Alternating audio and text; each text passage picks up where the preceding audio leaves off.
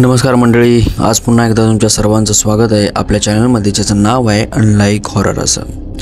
मंडळी बघा, कधी कधी ना माणसासोबत काही घटना अशा होतात आणि अशा ठिकाणी होतात की माणूस त्याचा विचारही करू शकत नाही.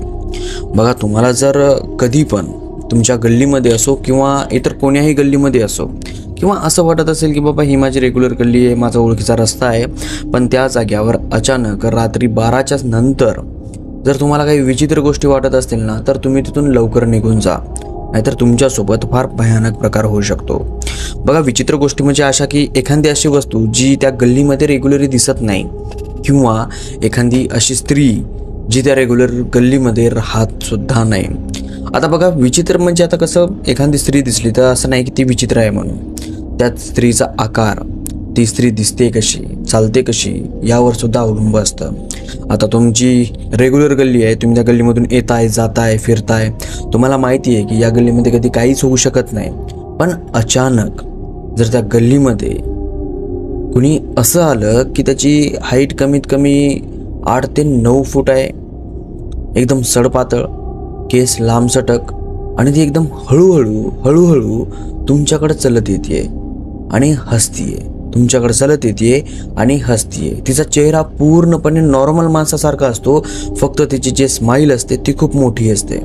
आणि तिची ती स्माईल बघितल्याच्या नंतर तुमच्या मनामध्ये जी भीती निर्माण होते ना, खूप भयानक पद्धतीने. आणि आज तीच एक स्टोरी आपल्याजवळ आलेली आहे, जी की मी तुम्हाला आता सांगणार आहे. बघा, एक अभिषेक नावाचा मुलगा होता, तो याच्यामध्ये राहत होता आपल्या नागपूरमध्ये.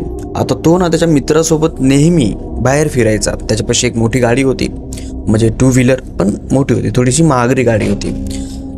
म्हणतात ना ते 4-5 लाख रुपयापर्यंतची कोणती गाडी आहे, रॉयल इन्फिनिटची काय म्हणतात तर त्या गाडीला GT सॉरी, त्याच्याकडे GT गाडी होती. आणि त्याला ती गाडी फार जास्त आवडायची. आणि त्याला नेहमी असं आवडायचं की बाबा या गाडीवर आपण जायचं, राईड करायची आणि यायचं, जायचं, राईड करायची आणि यायचं, असं त्याचं मन. दिवसभर त्याला असं राईड करू वाटत होतं. पण तो जास्त काही लांब टूरवर सुद्धा जात नव्हता, तिथं त्या शहरामध्ये तो फिरत होता. तर तो ज्या गल्लीमध्ये राहत होता तिथले माणसं रात्री 11-11:30 वाजेपर्यंत झोपत नव्हते. आता ती जी गल्ली आहे ती निव्वळ अशी वाटत होती की एकदम खेडा असल्यासारखं. पण शहरामध्ये कसं ना, माणसं लवकर झोपत नाहीत, खेड्यामध्ये लवकर झोपतात, फक्त एवढा फरक असतो. आणि जे खेड्यामधले माणसं असतात एकमेकांना जीव लावतात, तसं शहरामधले लावत नव्हते. पण याची जी गल्ली होती ती एकदम डिफरंट होती. पूर्ण नागपूरमध्ये आहे की त्या गल्लीमध्ये एकमेकांना ते लोक जीव लावतात, एकमेकांच्या सणामध्ये मिसळतात, एकमेकांच्या सणाला एकमेकांना शुभेच्छा देतात, करू लागतात, आणि खूप काही असं की जे आनंद वाटतात एकमेकांसोबत, अशा प्रकारची ती गल्ली होती. आता जो अभिषेक आहे त्याला आदत होती की रात्री 12-12:30 वाजेपर्यंत बाहेर फिरायचं, नंतर घरी यायचं, जेवायचं आणि झोपायचं, अशा प्रकारची त्याची आदत होती. त्याच्यासोबत मित्र जे होते ते सुद्धा त्याच्याच प्रकारचे होते, आणि मित्र ते पण रायडरच होते. त्यांच्यापाशी पण KTM होती, पल्सर होती, अशा प्रकारच्या गाड्या त्यांच्यापाशी होत्या. आता जो अभिषेक आहे तो रोजच्या प्रमाणे आजही बाहेर फिरण्यासाठी गेला. पण यावेळी जेव्हा तो बाहेर फिरण्यासाठी गेला त्यावेळेस ते नागपूरच्या बाहेर एक छोटंसं खेडं होतं, त्या खेड्यामध्ये गेले आणि त्या खेड्यामध्ये फिरले, आजूबाजूचा परिसर बघितला. आणि ज्यावेळेस परत येणार होते त्यावेळेस त्यांना रोडवर एक विचित्र वस्तू दिसली, आणि जो अभिषेक आहे तो त्या वस्तूकडे बघून नजरअंदाज केला, म्हणजे त्यानं दुर्लक्ष केलं आणि त्या वस्तूला त्याने लात मारली. आता ती वस्तू होती एक गाठुडं बांधलेलं होतं आणि एका झाडाला लटकवलेलं होतं. तर अभिषेकनं आणि त्याच्या मित्रांनी बघितलं की झाडाला एक गाठुडं लटकवलेलं आहे, याच्यामध्ये काय असू शकतं. हे चौघे जण उतरले, तिथं गेले, झाडाचं ते गाठोडं खोललं तर त्याच्यामध्ये एक नारळ होतं आणि मेंढराचे केस होते, आणि त्या केसांवर गुलाल टाकलेला होता, आणि त्याच्यामध्ये वाळलेल्या 1.5 मिरची होती, म्हणजे एक पूर्ण मिरची आणि एक अर्धी मिरची. थोड्याशा लवंगा होत्या, आणि त्या जे लवंगा होत्या त्या अशा दोऱ्यामध्ये ओवलेल्या होत्या, आणि ते सगळे एका जागेवर बांधलेलं होतं आणि काळ्या कपड्यामध्ये बांधून एका झाडाला बांधलेलं होतं. आता त्याच्यावर यांचं लक्ष गेलं, त्यांनी ते उतरवलं खाली, सोडून बघितलं त्याच्यामध्ये हे सगळं. आता याच्यासोबत जे बाकीचे 3 जण होते त्यांना भीती वाटायला लागली की भाई हे काय आहे, म्हणजे थोडासा विचित्र प्रकार आहे ना, तर यांना भीती वाटायला लागली. आता जो अभिषेक आहे त्याला भीती वाटत नव्हती. त्याने काय केलं, त्याने या 3 जणांवर थोडासा धावला, म्हणला काय रे मायला, तुम्ही एवढे माणसासारखे माणसं आहात आणि तुम्ही या छोट्याशा गोष्टीकडं बघून भीतायत.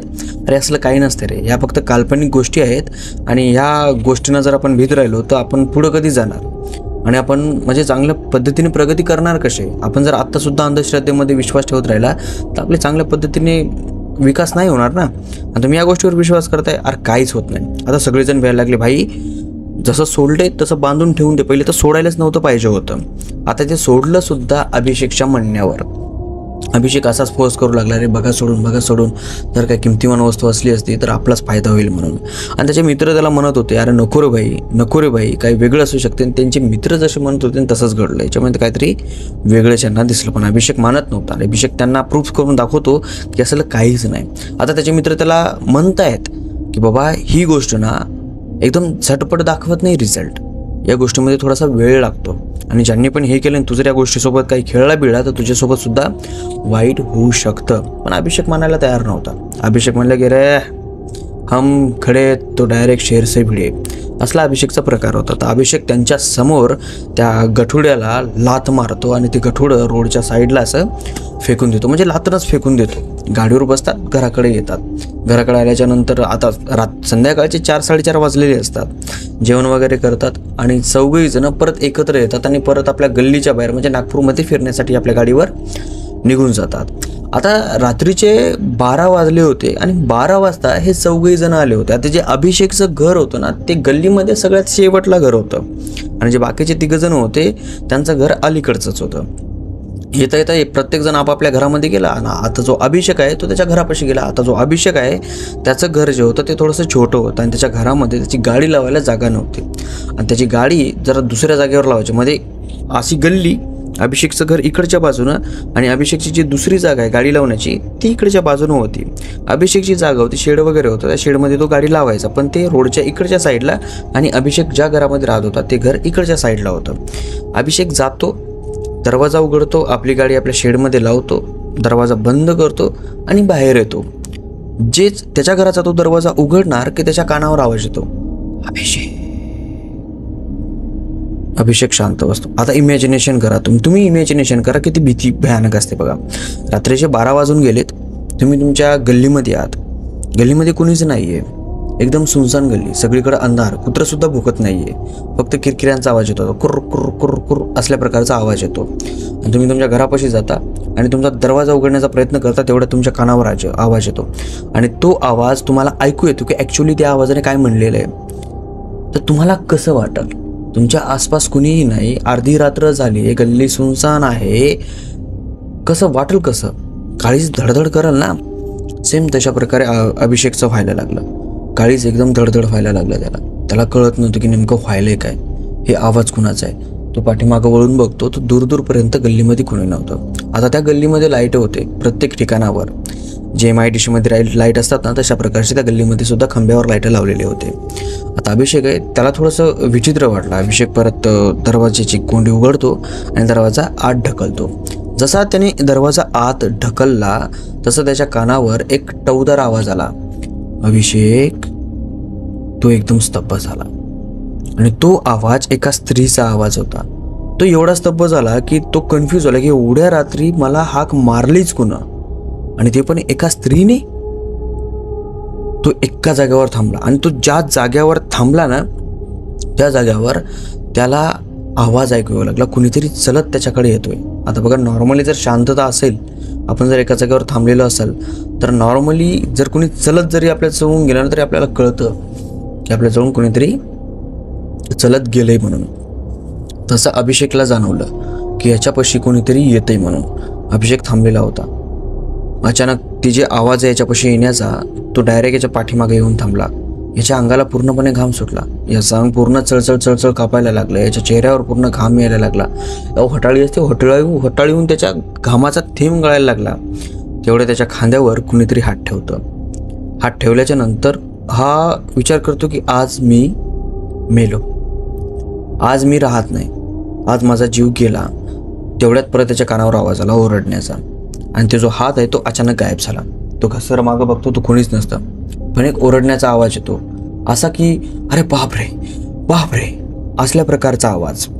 आणि ते आवाज असा की समजा दमत पळत म्हणतो ना, अरे बापरे अशा प्रकारचा आवाज त्याच्या कानावर आला. तो बाहेर येऊन बघतो तर एक छोटीशी मुलगी, म्हणजे किमान त्याच्याच हाईटची होती आणि छोटी नाही म्हणता येणार, थोडी मोठीच होती. एक छोटीशी मुलगी त्याच्याकडे पळत पळत येते, जोरात धावत येते. मग धावत आल्याच्या नंतर अभिषेक जवळ येते आणि अभिषेकला म्हणते की अभि यार बरं झालं तू भेटला. अरे बापरे, माझ्यासोबत लय भयानक प्रकार झाला. अशी ती दमत दमत म्हणते. तिच्या पूर्ण अंग पूर्ण घामानं भरलेलं आहे, तिचे केस मोकळे सुटलेले आहेत आणि अभिची ती ओळखीची आहे, तिची मैत्रीण आहे अभिची. अभि म्हणतो तू एवढ्या रात्री इतक्या बाहेर करते का? रात्री 12 वाजले तर तू घरामध्ये जा ना. आता अभि मुलगा आहे, ती मुलगी आहे, मुलगी भिलेली आहे. अभि आता दाखवणारच ना की बाबा मी मुलगा आहे, मला भीती वाटत नाही म्हणून. तशा प्रकारे तो तिला म्हणतोय. तर ती मुलगी अभिला म्हणते की अरे अभि भाई तू थांब जरासा, मी माझ्या घरामध्ये जाते, पण माझ्यासोबत तू माझ्या घरापर्यंत जा. अभि म्हणतो झालंय काय?